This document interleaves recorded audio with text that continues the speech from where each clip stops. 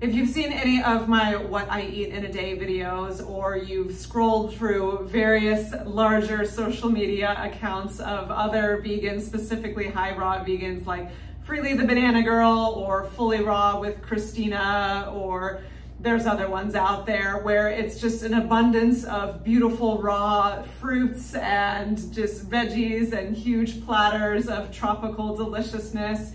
You may think that's all fine and wonderful and beautiful and see people devouring their mango and pineapple and papaya and say, yeah, that's great, but I'm in Norway and it's December. And if I were to get a gigantic plate of pineapple, papaya, and mango right now, not only would it cost probably $100, it would probably have to be some sort of black market fruit, and it would still probably taste like crap because it was picked way too early and shipped halfway around the world and sat in a warehouse to get to me. And to that I say, you are absolutely right.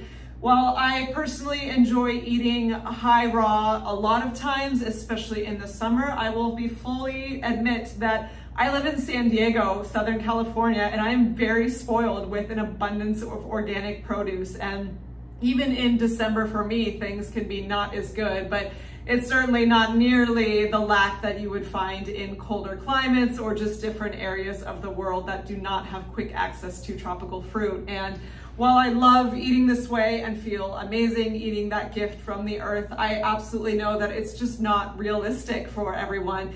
And I think some people can get tripped up on veganism because you see these beautiful Instagram pictures or these videos on YouTube, and it's just like, there's no way I could eat like this. And so like, okay, well, if that's what vegan is, then I can't do vegan. And I don't blame you, because there's a lot of push in that community that is the one and only way to eat vegan. And while again, it can be very healing and very delicious and give you great energy, it is not the only way to eat vegan. And me, myself, there's some days where even if I do have access to an abundance of fruit, it's still damn expensive. And sometimes I just don't want fruit. Sometimes I want warmer fruit. So I want to show you some meal ideas today if you are in a climate that does not have good access to fruit and produce in general, because I know someone left a comment in Russia and they're like, all produce, fresh produce is expensive just in my area. And that's totally valid. Even in the United States, we have areas called food deserts where the grocery stores are just really lacking in quality produce, and it's just a lot of packaged goods. And I know there's places like this all over the world, and while I will always preach to the nutritional value of fresh produce, you absolutely can get by without it. In the long term, is it nice to have, especially in the summertime, more when you can get it? Absolutely. But to be vegan, you can absolutely get by and still get all of your nutritional needs met and have foods that are very nourishing and energizing and digest well and are actually very, very affordable too. All of the meals I'm about to show you are really budget friendly, a lot more budget friendly than fruit, the tropical fruit, that's for sure. So I'm going to show you 5 meals today of really easy things you can prepare. If you've watched any of my videos, you know I'm not a good cook at all. I don't have the patience for it. I don't have the skill for it. And I live alone. So I'm like, why am I going to spend an hour preparing something when it's like, I just want to eat? So all of these meals are going to be very budget friendly and very easy and simple to prepare, and all made with ingredients that, while they are very nourishing, they are not from the fresh produce section. And these should be ingredients that you would be able to find in most parts of the world. Have I been to every pocket of the earth, and can I speak to how every grocery store is and what they have to offer? Of course not. But these are general generic things that I think most people will be able to find, I'm guessing, because these aren't super specialty crazy ingredients that I'm going to be using at all. So let's get into it. I'm going to do 5 meals that are vegan and easy and delicious and made with simple ingredients that are not from the fresh produce section that you should be able to find year round. Okay, let's go. Okay, for this meal, I'm going to be making one of my favorites, hummus pasta, or humasta, if you want to call it that. Literally just using hummus as the sauce for my pasta and then doctoring it up with a few things. I found that, I've mentioned this before, like if you're wanting to make a sort of vegan Alfredo-y or creamy sauce, Most vegan cheeses are kind of gross and have a bunch of weird fillers that aren't healthy for you. And for the sake of this video, vegan cheeses can definitely be harder to find in parts of the world, especially quality ones. But hummus, I think, is a pretty standard thing that is available in all sorts of places. And certainly with everything, as I've mentioned before, when you are looking for any ingredients, but on hummuses, I don't know the plural of that, humai. When you're looking for your hummus, please read the ingredients because it should absolutely just be natural whole foods. Like, let's read this one off. It's garbanzo beans, tahini, lemon juice, water, garlic, spices, sea salt, period. That's it. That's all hummus needs to be. But depending on what store you're at, there can be brands that have like 40 other ingredients in them, like weird gums and fillers and just bad seed oils that you don't need to be putting in your body. So definitely get used to reading ingredients with everything. And so you can also make your own hummus if you are advanced. I know it's not that difficult, but it's just not going to happen for me in this lifetime. But hummus, I think, is something in general you can find pretty easily anywhere, and it should, again, just look for it having natural ingredients in that. So I've got some gluten-free pasta. This is called mafalda. It's like little baby lasagna sheets, and it's the most amazing texture ever. I'd never heard of it till a couple weeks ago when I found this. Definitely love it. I am completely gluten intolerant, so that is why I get gluten-free pasta. If you have no problem with gluten, absolutely eat all the gluten. I have no ethical complaints against gluten. My body just doesn't tolerate it. But this, if you do want to eat gluten-free, this brand, Jovial, it's just brown rice flour, comma, water, period. Again, looking at ingredients, there's some weirdo gluten-free pastas out there that have like really bad preservatives and just stupid fillers that you don't need. Look for whole foods. But this one has the best texture I've found that tastes the most close to real pasta. So if you can find this, great. If you don't have a gluten problem, just stick to regular pasta. Again, looking for normal whole food ingredients on that. We've got some sun-dried tomatoes to doctor this up with, and then some frozen peas. Low-key, I don't buy frozen fruits and vegetables ever. People were like, why is your freezer empty? I'm like, I just don't buy frozen stuff. One, for me, again, where I live, it's not totally necessary. And two, I don't love that it comes in plastic. Most of these are not recyclable because of the special lining it has to have for being frozen. But for the sake of this video, having a little green, having a frozen pea is better than no pea, ha ha ha. So I bought some today, and it's gonna make like kind of a nice like primavera type vibes, and the colors of the green and the red is gonna go very nicely and pair with the creamy hummus. And then I just have my Bragg allspice. I use this literally on everything to garnish it off with some herbaceous flavor, and that's gonna be it. I'm literally just going to boil the pasta, heat up the peas, and then cut up the sun-dried tomatoes, store it all together. It's a pretty no-brainer. I'm pretty sure a 5-year-old could make this meal. Again, I'm not fancy, but it will be healthy and it will be hearty and filling. As far as heating up the hummus, don't recommend that. Yes, hummus is typically refrigerated, but if you heat it up, it's gonna like get all separated and weird. I just pull it out of the fridge before I start cooking, and just let it sit out. It kind of gets back to room temp as I'm boiling the pasta and whatnot. And then when you fold it into the pasta, like the hot pasta, it should just make a nice temperature. It's not gonna like make the pasta too cold. I prefer that way. I've never tried heating it up, but it just doesn't seem like it would work out well. Like hot hummus seems weird, so I just fold it in at room temp and it's good to go. Okay, so let's make this.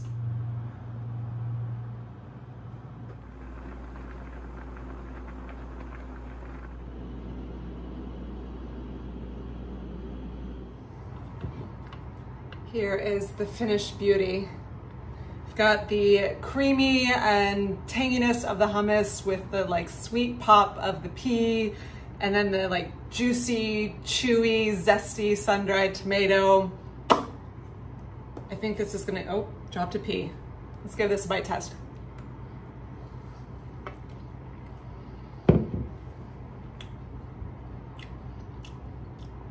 Bueno. All right, this next meal is about as basic as it gets. I've got 2 ingredients, oatmeal and frozen blueberries.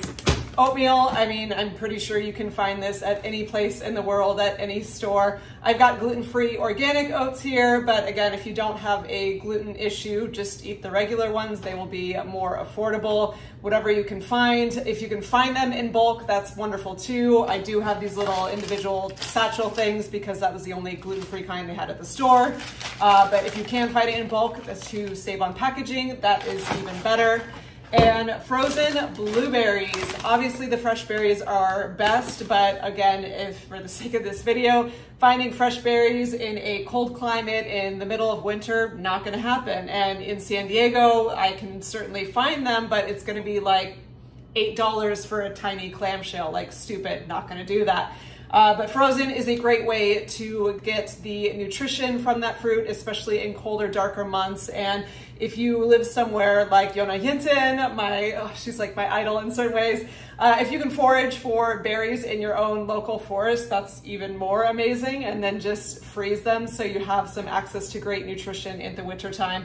But either way, if you can only get the store-bought ones, that's still a great option. And if you can find something like this brand is awesome because one, they are wild blueberries, meaning they're by default organic because nature grew them, not humans. And wild blueberries tend to have more nutrition because it's just growing in how nature intended as well. They will be a little bit smaller, but that's just how they come. And they are inherently, of course, non-GMO too because Mother Nature's making them. And this company is also great because, well, I talked about this earlier, frozen packaging is almost always not recyclable because of the special lining. This one actually is, so that is a bonus. If you can find your berries in a package that's recycling, that is good. But we're gonna make up this oatmeal. I'm using 2 satchels because one is never enough. And then I'm just gonna dump the frozen berries right in. No need to thaw them out. The hot oatmeal will thaw them in and then it kind of makes them melt and it makes a super pretty purple swirl and leaves I like the frozen berries in there. It doesn't make the oatmeal too cold. It actually brings it to like a perfect temperature. And then kind of the denseness of the frozen berries is like a nice texture in the oatmeal, kind of like if anyone's ever had a frozen grape, you know what I'm talking about. But yeah, super simple, about the easiest meal you can make, but oatmeal is always really satiating, really filling, will give you great energy without weighing you down. And if you're going into like a day of school or work or whatever, have oats in the morning and that will definitely sustain you for you and your energy for a very long time. So let's make this.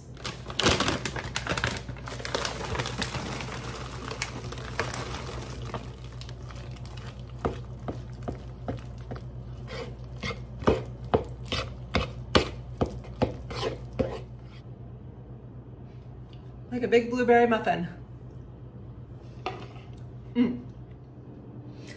All right, it is curry time. Curry is probably my most favorite meal of all time. I typically like to treat myself out and go to Thai food or Indian food and have someone lovely make it for me, but sometimes it is good to make things yourself. I'm trying to get better about this. And this is certainly something easy, though it looks daunting or sounds daunting. It is actually quite easy that you can do and affordable as well.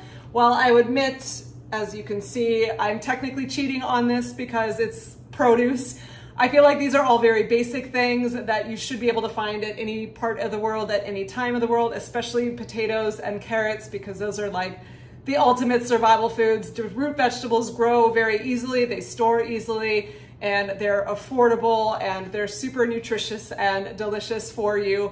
But correct me if I'm wrong, if you're in a part in the world where you can't find potatoes like in winter, please let me know. I'd be curious about that. But as far as I know, potatoes and carrots are very easy to find. Broccoli, I think so too. It's a very basic vegetable, but again, let me know if you can't find broccoli certain times of the year. If you can't, you can certainly do the frozen broccoli option or just skip it altogether. And then cilantro, that one might be a stretch, a fresh herb in wintertime, maybe not, although you can grow herbs inside. They have these special lights now, so that's pretty cool. And if not, you could find another dried herb. I don't think dried cilantro is a thing, but any other dried herb that maybe like a bay leaf or something that would go well with the curry. I am going to use this coconut curry milk to saute everything in, just cook everything together low and slow. Start with the chickpeas, potato, and carrot. give it a little bit more time, and then add the broccoli later while I am cooking up some white basmati rice. That's what I've got in here. And then mix that all together at the end. You can certainly buy coconut milk and then like a curry paste and curry powder or spices to make your own broth. If you do, you are a better human than I. I just did not want to deal with that. So I've got this one, but again, always be looking for ingredients. Make sure it is real whole foods in it. This one is coconut milk, coriander, cumin, turmeric, fenugreek, onion, garlic, cinnamon, ginger, cardamom, curry leaves, sea salt, period. So that one's a winner. All right, I'm gonna cook this all up and then I'll show you the finished product.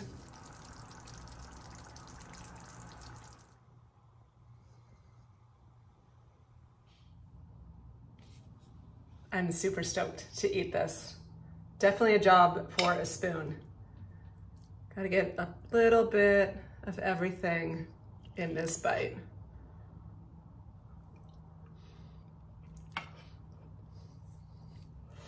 Hot.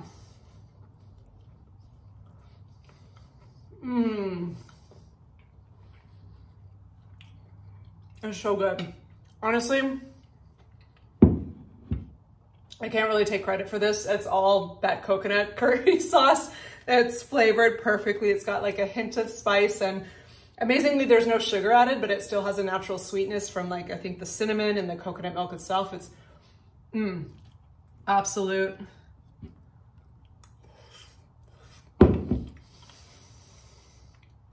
perfection. Okay, I'm gonna go eat this now.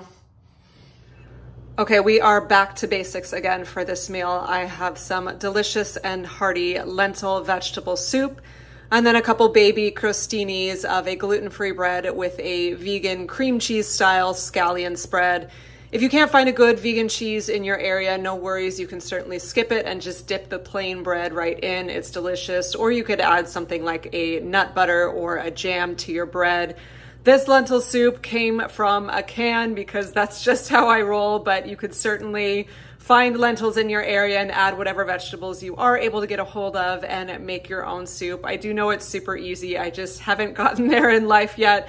Maybe someday, but not today. Either way, a lentil soup with some bread. It's a classic meal and will always fill you up and taste delicious and be good for you. These are my favorite go-tos for vegan cheese and gluten-free bread. Miyoko's is awesome because it tastes delicious and it's all just whole real food ingredients like coconut cream and cashews and scallions, salt and pepper. Pacha is amazing. It's just sprouted buckwheat. So it's sprouted buckwheat and salt. Those are the only two ingredients. And it does come in cute little small crostini sizes, which is kind of comes with the territory for gluten-free bread. But it's definitely a much better option than the weirdo gluten-free breads that have 40 ingredients that are just not real food you should be putting in your body. So look for something, if you can, along those lines. And they're also a really cool company because that whole packaging is compostable. So shout out to Pacha. Okay, we've got the last meal here, and yes, it's still going to be very, very simple. We are making polenta. I grew up eating this. It's a classic Italian dish, polenta, but I am not Italian, I'm German and living in the Midwest in America. We all called it mush, which let me know in the comments if you're from the Midwest in America and you called it mush also. I don't know if that's a Ohio, Kentucky thing or if that's just my grandma thing and she made up that word. But we used to have mush for breakfast a lot. I'm gonna make it for dinner tonight. I think you can eat any food at any of the time of day, whatever you want. But again, polenta is something that you should be able to find in most pockets of the world. And if not, you can certainly find some sort of cornmeal or corn type dish anywhere. I think corn is a really staple, easy crop to find in most parts of the world. And again, if you can't find it fresh, this is just a little package that I found in like the package section in the store. So you should be able to get your hands on this pretty easily. It is usually pre-cooked, so you just slice it up and throw it in the pan. Some people cook it with oil. I've mentioned I don't cook in oil. I don't think it's necessary. I saute this and my veggies and anything in water just fine, and it works for me, but you can choose how you like to do that. I'm gonna do that, and I'm going to top it with some diced fire roasted tomatoes, canned tomatoes, another super staple, easy thing you should be able to find anywhere in the world. And then to those, I'll just add some garlic and sea salt because they do have a little bit of herbs added to them. Actually, no, they don't. Well, I think the garlic and sea salt will be enough. And then I'm going to top it with some olives as well. Again, jars of olives. I think that's a pretty common thing you should be able to find anywhere. And then fresh basil. Back to the herbs. Can you find fresh basil in cold climates in the winter? I don't know. Please feel free to jump in the comments. Let me know if this basil, even though it's such a basic herb, if it's something you can't find certain types of the year. I was trying to rack my head and remember growing up in Canada, if we could get fresh herbs at the store in the wintertime when it was like -30, and I can't remember at all. When I was 10, basil was not on my mind at the store. I was like, where's the Fruit Loops or where's the Chips Ahoy? Like that's where my brain was. So don't remember if we could get basil or not. I still feel like maybe you can with like greenhouse technology, but if you can't, you could certainly use a dried herb like thyme or tarragon. I love thyme, actually, it is delicious, and I don't think basil dries very well, but thyme certainly does, so you could substitute with that. Okay, I'm gonna make this up and then I'll show you the finished product.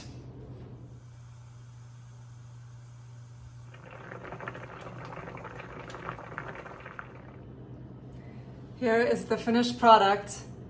I got a little artsy with the plating. This is sort of my hack to make it look like I'm a better cook than I am. I will raise my hand first and foremost always and say, I am kind of the worst in the kitchen. Well, not the worst, but my skill level and my patience to do fancy things is minimal. However, I'm a pretty good plater. I like to take simple things and get creative with it and make it look a lot fancier than it is. We eat with our eyes first, and I feel like this looks like a nice little flower in nature, and it's enjoyable, and it makes it look like something special and fancy, even though this took less than 10 minutes to make and very few ingredients or skill.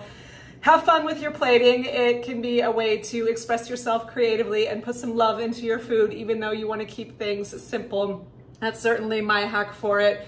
I hope you enjoyed these recipes. Again, none of them are like my patented special, I wouldn't even call them recipes because there's like very little directions to follow. It's just sort of preparing things, but everything here was delicious and nutritious and fully vegan. So I would love to hear in the comments if you want to try any of these and if you like them or want to put your own spin on it because you are a better cook than me. I'd love to hear from you. I hope that this gives ideas to you for those of you who have been wanting to go plant-based but unsure of how to start and don't think the high fruit route is for you.